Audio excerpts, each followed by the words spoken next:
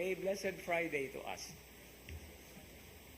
If we take into perspective the last word of today's gospel reading, which is the conclusion of the parable, it's not anymore part of the story, but it's like a more about moral of the story, just like if you're familiar with Aesop's fables. There's always a moral lesson, and I always play on this word moral, because the moral lesson is always something that bites, and sometimes I mispronounce it purposely. Instead of saying moral lesson, I would say molar lesson. And if you know what a molar is, mo na atong inug-ingki, mo na atong inugpaak.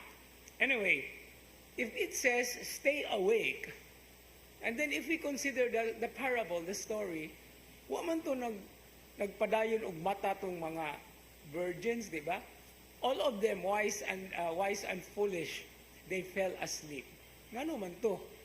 No? But anyway, the sleep that was mentioned in the parable has a huge dimension. There is a very long stretch of meaning to it, because sleep there is also connected with death. In other words, while they were waiting for the coming of the Lord, there is always an end of the things that they were doing. But anyway, the bridegroom came, and so they woke up.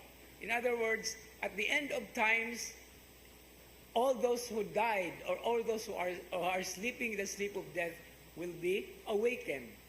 But then, the merits and the things that have been done while living are the prized possession that those wise virgins actually have to defend.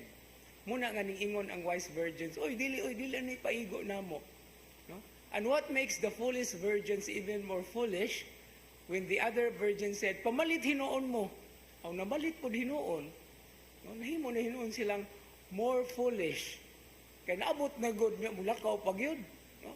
So the sensitivity there is very, very interesting and sometimes funny. But what is the point here?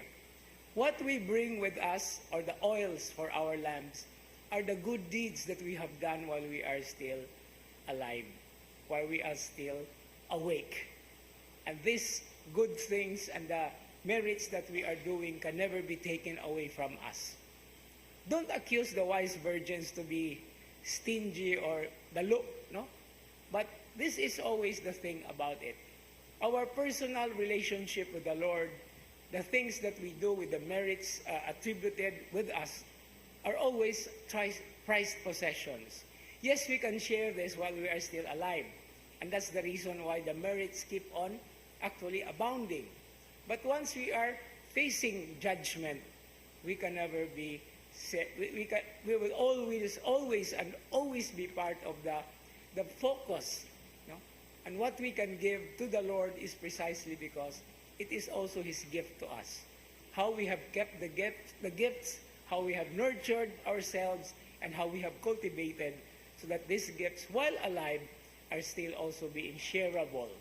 But when it comes to the final judgment, which is just between me and the Lord, you and the Lord, the individual person and the individual believer and the Lord, it's all about what we can give back to Him in return for the many graces that He has given us. And so as we continue this Eucharistic celebration, putting in mind that the vigilance that we have to do is also part and parcel of the things that we do while we are still alive, to keep good and to protect the goodness that is entrusted to us. Let us ask the Lord for more strength, for more courage, and most of all, for His constant protection and providence. Amen.